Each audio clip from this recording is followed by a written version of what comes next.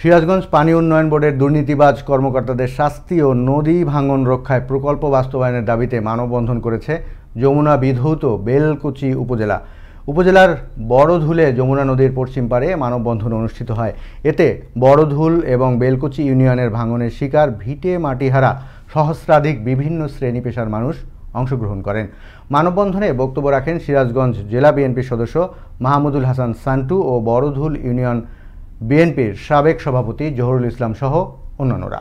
এই প্রকল্পটি সম্পূর্ণরূপে বাস্তবায়ন করে নদীর গর্ভে বিলীনের হাত থেকে আমাদের এই প্রতিষ্ঠান বেসরকারি সরকারি সহ সাধারণ মানুষের পাশে এসে দাঁড়িয়ে আমাদের এই কাজটি সুসম্পন্ন করবেন। যদি এই বছরই নদী ভাঙ্গনের ব্যবস্থা না নেওয়া হয় তাহলে এই 4 তলা ভবন সহ কারিগরি শিক্ষা এই পুরাটাই নদী গর্ভে বিলীন হয়ে যাবে।